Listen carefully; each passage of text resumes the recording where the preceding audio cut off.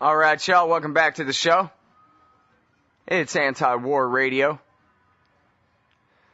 I'm Scott Horton. In order to move back to Texas from California, I did a little fundraising drive on my blog Stress and on my Facebook page, and I probably have not said thank you nearly enough to all the people who helped donate to that. And part of the deal was if you gave me $50, then I promise you a copy of Philip Dru, Administrator, A Story of Tomorrow, by Colonel Edward Mandell House, with a foreword by William Norman Grigg, autographed by William Norman Grigg and myself. And if you're one of those people that sent me that $50 and got the promise of Philip Dru, you still haven't got it, and you probably think I'm a jerk, but actually, I'm blaming the U.S. mail. Boxes of books have to go all different directions, and they charge all this money, and okay, we're kind of a disorganized mess. But I have the books, and they're going out very soon. And in honor of the fact that I have the books and that they're going out very soon, to all those people who so graciously donated to my efforts to move back to Texas, I now am happy to welcome Will Grigg back to the show in order to discuss this book, which he wrote the fascinating foreword to. Welcome back. Will, how are you?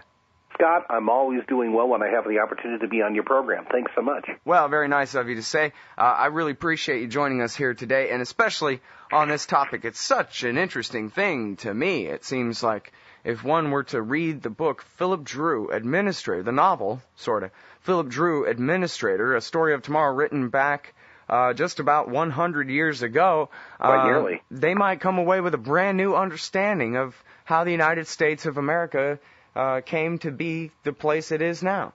What do you think? How we became the United States of America, if you will, this unitary, monolithic entity that's perpetually at war abroad and perpetually regimenting our lives at home, in order to understand how we finished the transformation from being a relatively decentralized and reasonably free confederated constitutional republic into what we are right now. Reading this nearly century-old manifesto as novel, I think it'd be a good place to start.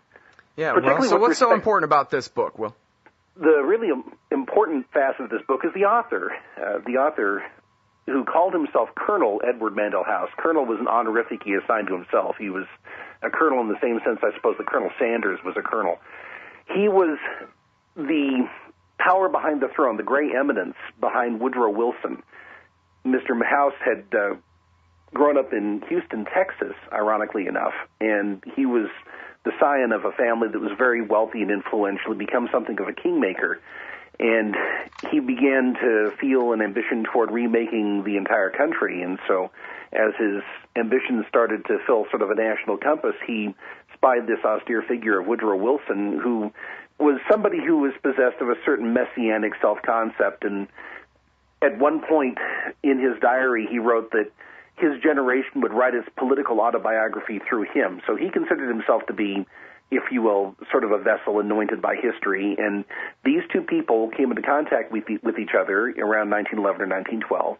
It really is a Bush-Cheney story, isn't it? It is. It is in a very credible way, you could say this is a prefiguration of the Bush-Cheney story. Yeah, the second time as farce kind of thing. Yeah, a bloody farce. I mean, it's a farce with elements of tragedy, to be certain. But the novel itself was written in about a 6-week period, if I'm not mistaken, at a time when House was convalescing from an illness. He's somebody who had no discernible literary ability but a great deal of ambition, and in the style that was sort of popular in the late 19th century, he set out his ambition in the form of this romance, that is to say, a novel that was not particularly interesting in terms of its narrative, but was an act of sort of didactic literary exposition. He wanted to talk about what he would do if he were made king of the world. And Philip Dru, the West Point graduate, who is his figure, his literary stand-in, if you will, staged a coup against the United States to impose a new system that he described as one being derivative of Marxism with a spiritual leavening. And one other really important component of this new system that House, by way of Dru, wanted to impose on the United States was that it would be built on a fusion of corporate and state power rather than trying to cut all the ears of corn down to a general level the way that Marxism would become notorious for. he devised this system where you would bring certain elements of the cornfield, if you will, into the barn with the farmer. It's a rather awkward analogy, I suppose. The point is that you would bring the corporations into a marriage with the government, and they would be an administrator, co-administrators rather, of this new socialist order, quasi-socialist order. And that, of course, is the form that was followed a few years later by Benito Mussolini. And House, in a moment of self-revelation, shortly after FDR came to power, shortly before his inauguration, I think it was 1932, FDR wasn't inaugurated until the following March, but during that interregnum, if you will, House wrote an essay for a now defunct magazine called Liberty, in which he took credit for elements of Mussolini's agenda.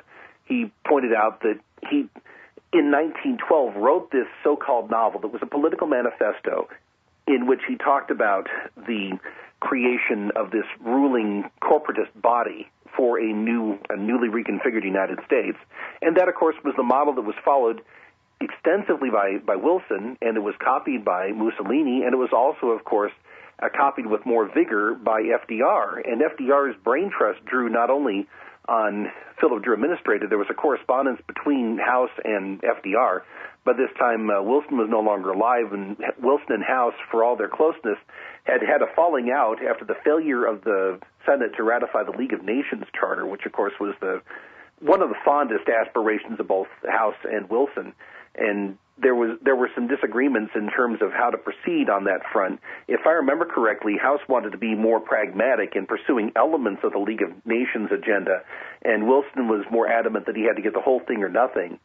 And House had proven that pragmatism worked in terms of advancing the Philip Dru administrator, because he was willing to see some modifications made on the Aldrich plan for the Federal Reserve System, which was something that was adumbrated in Philip Dru administrator, and probably the most important and consequential of the elements of the Philip Dru revolutionary agenda was the creation of the Federal Reserve. But by 1932, FDR had gone on to Wilson had gone into his reward. FDR was being enthroned, and so there's this correspondence that sprung up between House and FDR. And in creating this 100-day agenda and this brain trust for the revolutionary transformation of America, FDR drew on the Philip Dru template, but he also drew on the writings of Mussolini's advisors, such as Giovanni Gentile. And so in FDR, you had a fully realized version of the fascist template, or based on the fascist template that had been created by the Philip Dru author, by Edward Mandell House.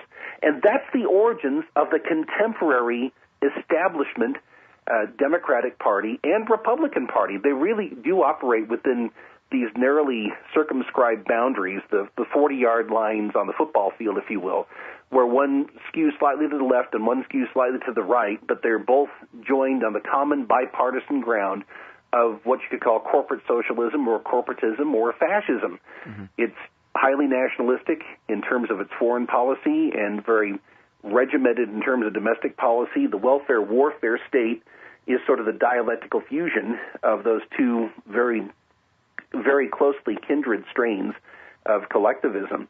And you and I had this conversation before, Scott, about how ironic it is that many people who are democratic or democratically aligned peace activists who are critics of the warfare state don't understand the fact that everything they abhor is an outgrowth of what Woodrow Wilson, and that means, of course, Colonel House, have done by way of enacting this Philip Dru agenda. Mm-hmm. And it's important that they understand that the origins of this whole movement that they despise, this whole warfare state that they intermittently oppose, go back to this obscure but very important novel and the agenda that it contained. Yep. All right, more about this when we get back with William Norman Grigg. We're talking about right-wing commie banker types and the Woodrow Wilson administration. Philip Dru, Administrators, the book. All right, y'all, welcome back to the show. It's Anti-War Radio. I'm Scott Horton. I'm talking with Will Grigg. He wrote the book Liberty in Eclipse, and he keeps the excellent blog Pro Libertate at freedominourtime.blogspot.com.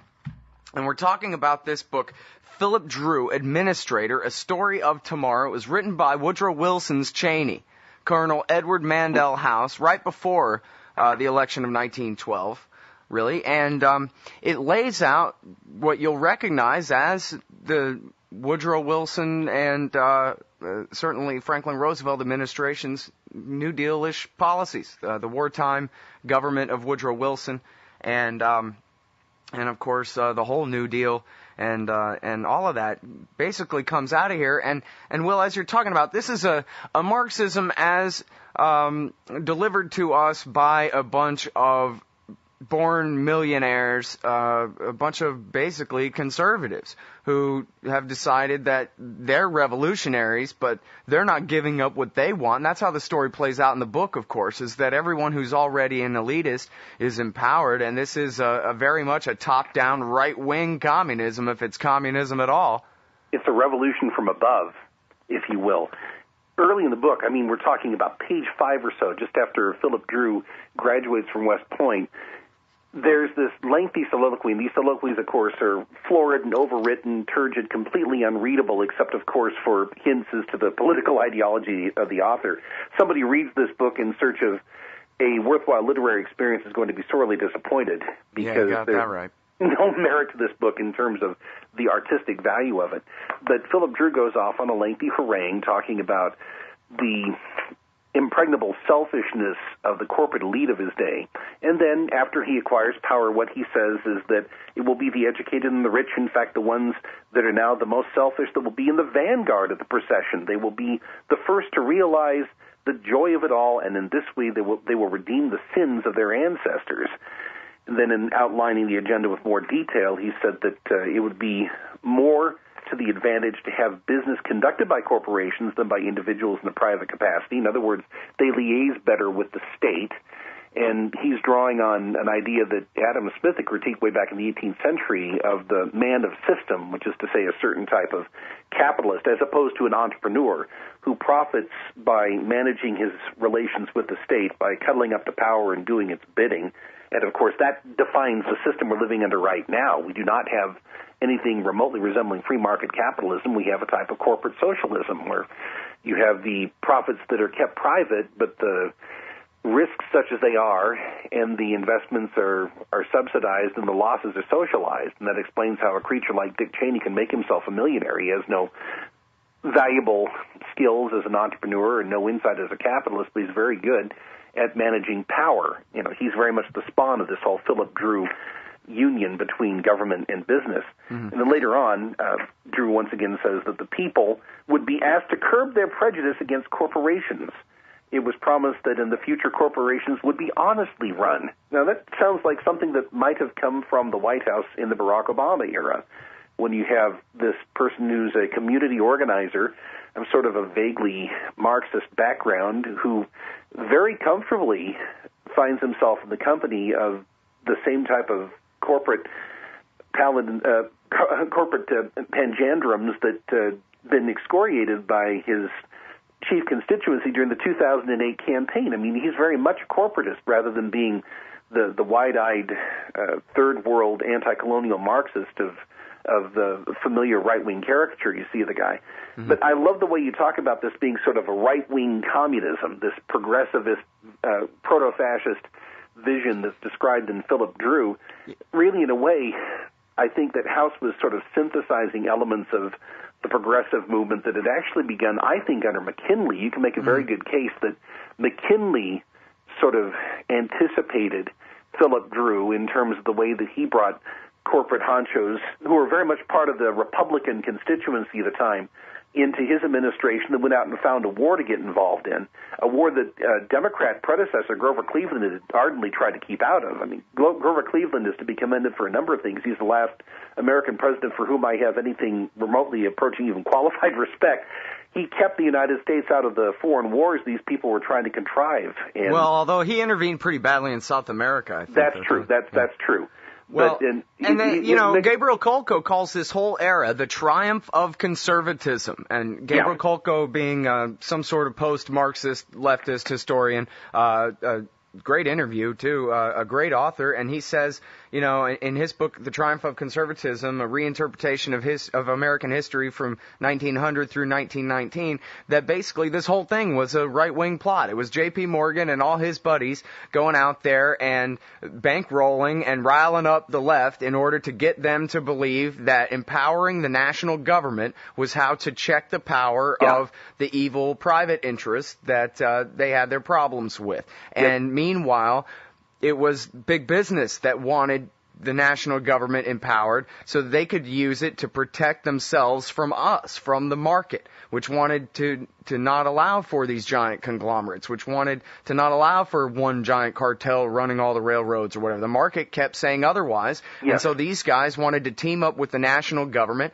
and this is why it's all in Philip Dru, who of course was very close with the Morgan board of directors and whatever, that they have the integration of the corporations with the state bureaucrats sitting on the boards of directors. They have the income tax, the Federal Reserve Bank, the empowerment of the unions by the national government, and then, of course, the League of Nations, the Bank for International Settlements, Social Security, pensions, and everything. I mean, this is the Democratic Party platform of the 20th century. It was written by these conservatives who, as you said at the beginning of this thing, bragged that I anticipated Mussolini by several years. He's just copying me. Exactly.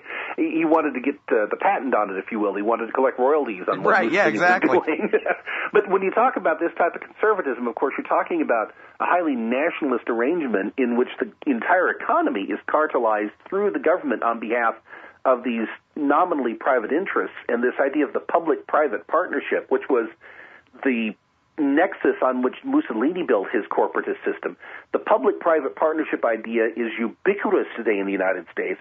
It did start with Philip Dru, or you could say it started once again with McKinley's adventures in the Spanish-American War in Cuba and the Philippines and such like. You probably read Walter McCoy's book, or Alfred W. McCoy's book on policing the empire and how what happened in the Philippines between about 1899 and 1902 sort of set the template, there's that word again, for America's police state. That was very much a part of the Woodrow Wilson agenda and very much a part of the Philip Dru agenda.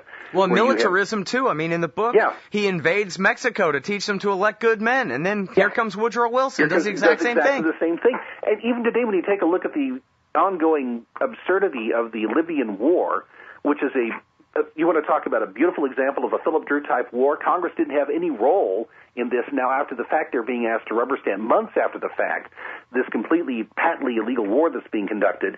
In 1935, Mr. House wrote an essay, an op-ed, saying the tension in Europe will lead to new disasters unless the imperial urge of Mussolini has the opportunity to spend itself on African soil.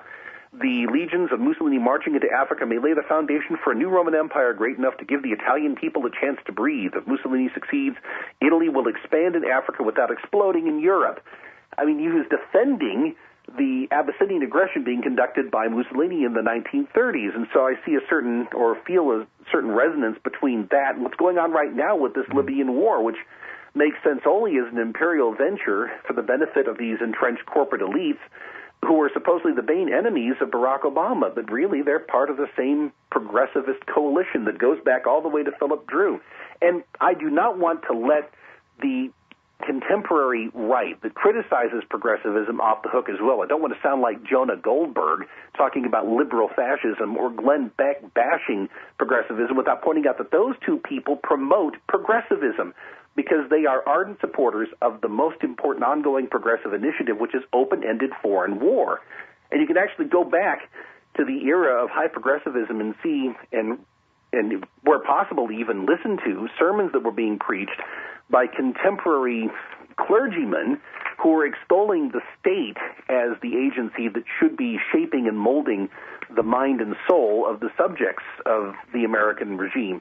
Well, and Beck and all them also like to leave out that the reason the progressives were so bad is because, they were accidentally doing the agenda of their enemies.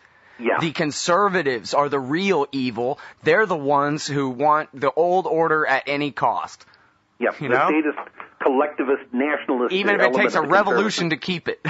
That's exactly right. That's what Philip Dru is all about. Yeah. All right. Well, geez, I'm so sorry that we're all out of time because I wanted to talk about Governor Rockland and all kinds of fun stuff. Anyway, some other time. Everybody, that's William Norman Grigg. He wrote the foreword to Philip Dru, Administrator, A Story of Tomorrow. You can read his great blog at freedominOurtime.blogspot.com. Thanks so much, Will. You take care, Scott.